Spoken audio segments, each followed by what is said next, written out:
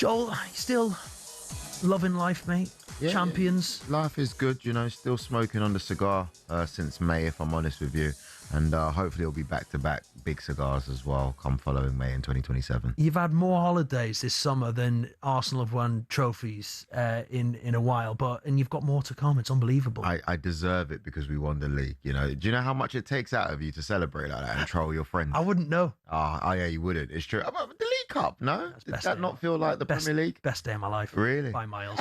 Yeah, by miles. And I'm married with 3 kids, but that was the best day of my life. Listen, congratulations on the league. But going into this season, I mean, I don't know why I'm asking this question because I know the answer already, but you're supremely confident man, but you clearly think they're gonna follow up and do it back to back? I do. And do I think it's because we're that great? No. I think it's because everybody else is on a rebuild at the moment. Of course, Michael Carrick, he's been there. He came halfway through last season, but, he's still got a lot of work to do there at Manchester United. He's got to figure out who his midfield is going to be. Is it going to be Kobbie Mainoo? Is it going to be Talisman? Is it going to be Santos? And then you've got Liverpool, who they're at a new reset with Areola in there now. And then you've got Chelsea with Alonso. So I think Arsenal are the only stable club, and you have to take advantage. We cannot be in another position where a new manager comes in and they win the league straight away like Arne Slot. Who worries you? I think there's 2 teams. Okay. I say Manchester City, because I really feel like Maresca has a good relationship with players. And I feel like, you mentioned it earlier on, they're really good at laying the ground down really well before a manager comes in. And I think they've done that for Maresca. They knew he was coming a long time ago. So City and Chelsea. I think Alonso, he's cooking something there, man. A few unks that he's purchased recently in Danny Welbeck and Jordan Henderson, Uncle FC. But at the same time, I feel like, they've got a core, they got the nucleus, so could be a problem. I actually get the Henderson and Welbeck signings because bringing that experience into the dressing room. Jason Conde came on talkSPORT, didn't he? And he said that he thinks Chelsea are going to win the league.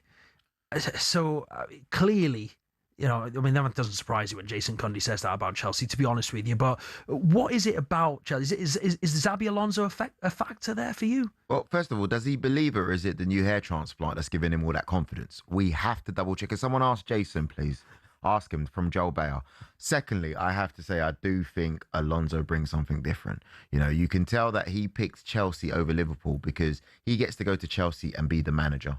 If he was at Liverpool, he would have been more of a coach. But because he's the manager, he's able to say, no, this is the culture we need. These are the players that I want. You saw him earlier on in the window. He wanted to sign Xhaka. That is very different from the Chelsea philosophy that we've seen. So he's obviously cooking something different now, and the board are buying it.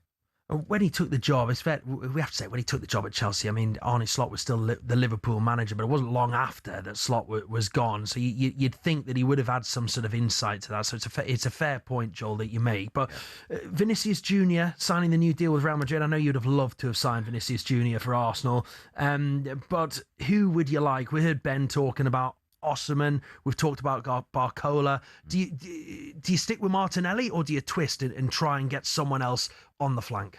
I don't know why we're rushing to get rid of Martinelli if there isn't a clear, obvious choice. Yeah. I think for me, before I would have looked at Rafael Leao, but I'm not 100% sure seeing him last season. I do think that Martinelli offers a lot. If anything, underrated. I think so. By the Arsenal fans even? Yes, because I think this game is a lot to do with PR.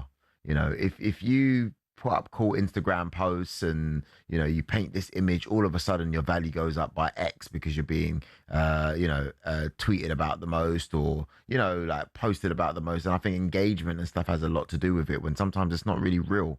Whereas I look at someone like Martinelli, he comes in, he does his job. Yes, he's not always clinical, but why is it that Barcola is worth 100 mil more and he's not? Is it because he doesn't have cool celebrations? What is it? Martinelli's now a Premier League champion. We have to put some respect on his name. I've always thought he's a top player. Let's talk about Bruno, because there's been some great signings in the Premier League this summer already, with less than 3 weeks to go in the window. Bruno Guimaraes, how excited are you about him? He's made his debut, albeit in a pre-season friendly this week. The Arsenal fans are absolutely buzzing to get him through the door, right? Very, very happy. I mean, first of all, he's the real Bruno in the Premier League. There's a few Brunos, but He is the one. He's the main Bruno now. And everybody complaining why we didn't get another Brazilian. We've got the Brazilian that we needed. This is the Brazilian that I wanted. For the record, this is the guy I wanted. But yeah, no, very happy that he's at the club now. And we said it before. If Arsenal are to... I was speaking to Martin Keown this morning, actually. And he said it as well. He said, we're at the stage where we need players that are going to come in and enhance the team. And there's not a lot of those around that can automatically come in. And I'm not saying displace Declan Rice, but they take us to another level. Gives you an opportunity to rest Declan Rice. 100%, and you're still going to get the same levels, the same kind of heart. He made a challenge yesterday, right, near our box. And you should have heard the fans screaming, go, like, that's what we want at the football club. He's heart and soul, Bruno. It was a tough pill to swallow. Bruno. Really? Yeah, I'm not over it. Worse than Tonali? Yeah, it was. I mean, look, Gordon went early to Barcelona. A lot of money. I think the fans sort of almost accepted that one. We talked about it before. Barcelona and Real Madrid come and calling. Then Tonali went to Spurs, and again, you're looking at it, choosing Spurs over Newcastle United. Spurs are obviously at a high trajectory, going places at the moment, but that would have been tough for Newcastle fans. But to lose the club captain Bruno, who was a player who understood the club, who understood the fans, who loved living in the area and so on, I think that was really tough. And of course, that his departure sort of came at the same time as Eddie Howe leaving. And although the Newcastle fans were split on Eddie Howe, some were pleased to see him go, thought it was a time for a reset. Others are very different. Matthias Jaisler's come in, and it's a fresh start for Newcastle this season. But can I ask you a question? Go on. Why is it that Tonali went for 100 mil and Bruno went for 75 mil? Well, I think it's an age thing, isn't it? It's an age thing. I think Tonali's got more years on his side. How old is he? You put me on the spot there, but I think Tonali's a little bit younger than Bruno. But it's not by much, really. I mean, Bruno's 29. My guess would be that Tonali's 27. Can we get a confirmation? I'm sure Hodge is busy backstage there looking at it. I still feel like if that's the case, I don't know. Maybe I could be wrong, but yeah. 75 million. I think there was as well. There's with Bruno. Tonali 26, okay. Bruno okay. Indeed okay. 20. I think he's 29, Bruno. Yeah. But yeah, or just nearly 29. But yeah, I mean that's 3 years. That's a long time. I mean, Tonali looks older first of all to start off with, mate. He looks like he's older than Bruno G.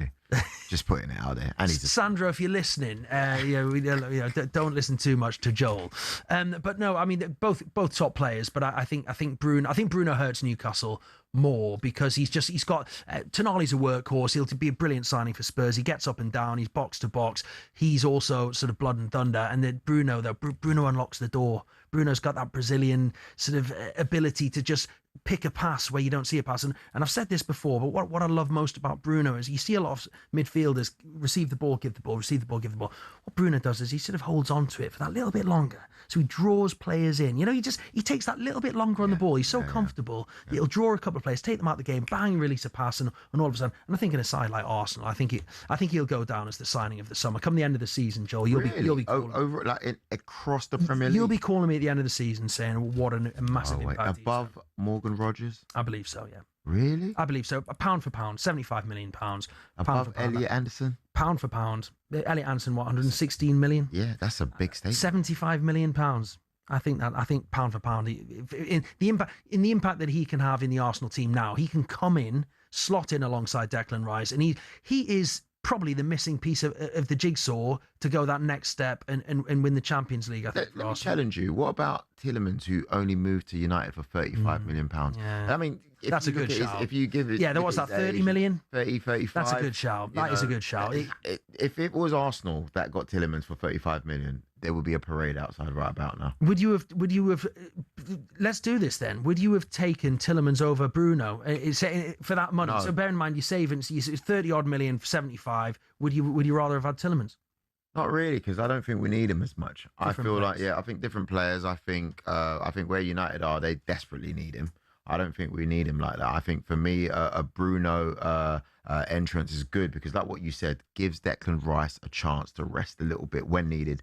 Or, and I saw really, really, really good combinations with him and some of the other players. Him and Odegaard worked really well yesterday as well. So, yeah.